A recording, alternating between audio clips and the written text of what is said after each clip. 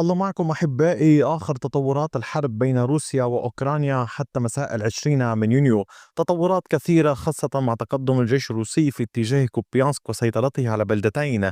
أما في اتجاهات أخرى مختلفة فكانت القوات الروسية تتقدم في جبهة بوكروفاسك وفي جبهة شرق بوكروفاسك. طيب التفاصيل حتى النهاية، كي تفوتوا أي معلومة ولا تنسوا الانضمام إلى القناة لو سمحتم. سنبدأ مباشرة باتجاه كوبيانسك في مقاطعة خاركيف. في هذه المنطقة تقدمت الوحدات الروسية في الجزء الشمالي الغربي من محيط مدينة كوبيانسك. القوات الروسية هنا استعادت السيطرة على رتكيفكا بعد معركة كبيرة في اتجاه المنطقة هنا، وواصلت تقدمها على كامل هذه المنطقة، ودخلت بلدة موسكوفكا وسيطرت عليها. وزارة الدفاع الروسية أعطت السيطرة على موسكوفكا، وطبعا بطبيعة الحال التقدم تجاه موسكوفكا كان على القوات الروسية السيطرة على رتكيفكا.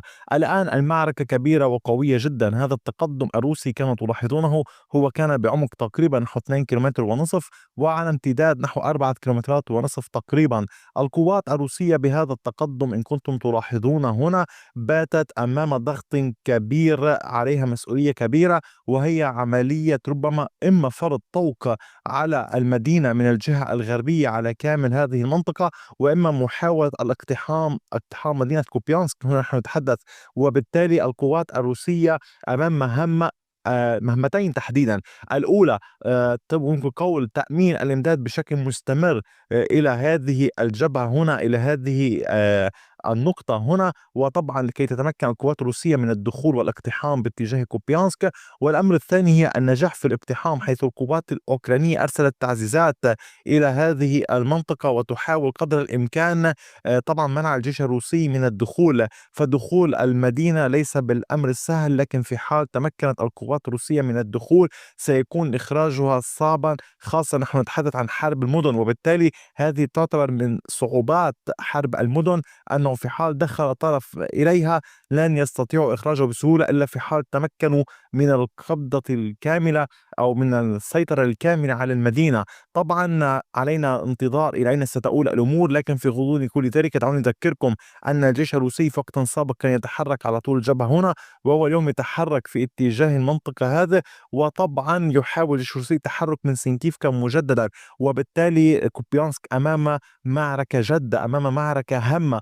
وهنا على القوات الأوكرانية الاختيار بين الحفاظ على المدينة الهامة جدا، وبين يمكن قول التصدي للجيش الروسي في هذه المنطقة، كي لا يشن يكون قول حملة كبيرة مستمرة في هذا الاتجاه داخل مقاطعة خاركيف وإنشاء منطقة أمنية.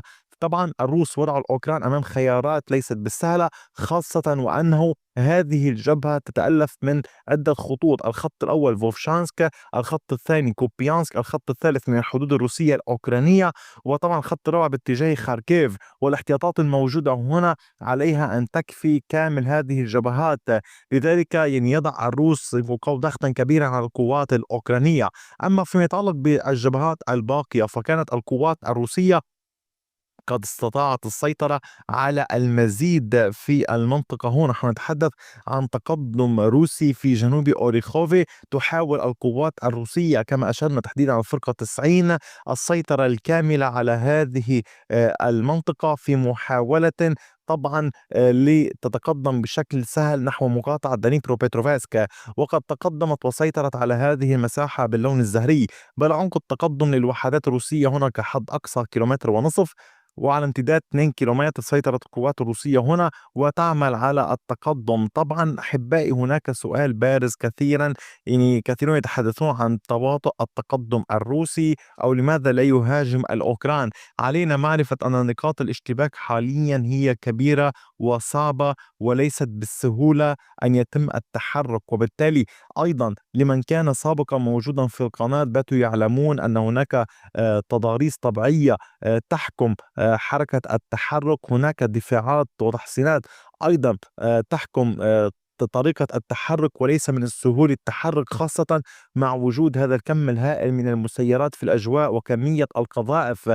وبالتالي حين يكون هناك أو حين يكون المداخل محدودة وطريقة الدخول فقط محدودة، يعني يصبح من السهل التحرك والتقدم. لذلك ما يحصل هو فعلا عملية إنجاز. إضافة إلى ذلك نفس الأمر ينطبق على الأوكران، حيث أن عملية هجماتهم المضادة أيضا محدودة، لأن المدخل هو نفسه للطرفين، وبالتالي الحرب ليست بالسهولة التي يتوقعها البعض. أيضا في اتجاه بوكروفسك هنا القوات الروسية تواصل التوسع في محيط أو في داخل مرافقة. هنا القوات الروسية سيطرت على النصف الشرقي إن أمكن القول. هذا التقدم الروسي كان بعمق 270 مترا على امتداد 920 مترا. القوات الروسية يمكن قول كما تلاحظون تحاول إنهاء الملف. هنا نحن نتحدث عن الفرقة 27 الروسية هي من تعمل في هذا الاتجاه. لذلك قلت لكم في وقت سابق هنا عند الرقم 1 تعمل الفرقة 27، عند الرقم 2 تعمل الفرقة 90 الروسية، وكلاهما يحاول التقدم باتجاه نوفا بافليفكا. لذلك هي معركة ليست بالسهلة إطلاقا، يعني هناك مسار يجب أن تأخذه وهذه الحرب يجب أن تسير به، وبالتالي تحتاج وقتها. أما فيما يتعلق باتجاه كوستانتينيفكا ففي بلدة أولكساندرو كالينوفي كانت القوات الروسية تحرز تقدما إضافيا. هنا الوحدات الروسية سيطرت على عشرات المنازل، سيطرت على كامل هذه المنطقة باللون الزهري، على عدد من المنازل والمزارع المحيطة. عمق التقدم الروسي بلغ 700 متر أو 500 متر بعرض 700 متر. القوات الروسية تعمل في هذا الاتجاه على الدخول نحو هذا الشارع تحديدا، تحاول الدخول والسيطرة عليه بشكل كامل. أيضا تحاول التقدم على طول الطريق السريع، هذا بالخط الأصفر، تحاول التقدم على طول نحو الأمام. إضافة إلى ذلك هذه المعركة في اتجاه ألكساندرو كالينوفي إلى الغرب منها يوجد معركة في اتجاه يابلونيفكا، وإلى الشرق منها يوجد معركة باتجاه كاترينيفكا. تحاول القوات الروسية الدخول في المنطقة هنا، وبالتالي نحن أمام عمليات واسعة النطاق، عملية تمتد على نطاق كبير. وطبعا دون أن ننسى أن المعارك يعني تصل إلى شزيفيار وإلى محيط توريتسك. لذلك هذا المحور لا يهدأ، معارك طوال الوقت. أيضا فيما يتعلق أحبائي بالأمور الهامة في هذه الحرب، يعني هناك عملية تبادل كبيرة طبعا ستجري بين الجيش الروسي والجيش الأوكراني. ننتظر مزيدا من التفاصيل حولها. إضافة إلى ذلك تواصل القوات الأوكرانية إرسال المسيرات باتجاه الأراضي الروسية، وتعمل وزارة الدفاع الروسية بشكل مستمر عن إسقاطها. كذلك أعلنت وزارة الدفاع الروسية بالأمس عن السيطرة على نوفو ميكايليفكا في هذه المنطقة، هذه البلدة. طبعا المعركة مستمرة باتجاه أوداشني، خاصة بعد تفرغ القوات الروسية لها بعد أن سيطرت على كامل هذه المنطقة. التركيز حاليا على الوصول إلى دنيبرو بيتروفسك، إلى هذه المقاطعة، انطلاقا على طول هذا الطريق السريع. طبعا هذا كان كل شيء. أي جديد سأوفيكم به لاحقا. تأكدوا من انضمامكم إلى القناة، تفعيل زر الجرس، وتأكدوا من مشاهدة جميع محتويات أو محتوى هذه القناة من حروب مختلفة.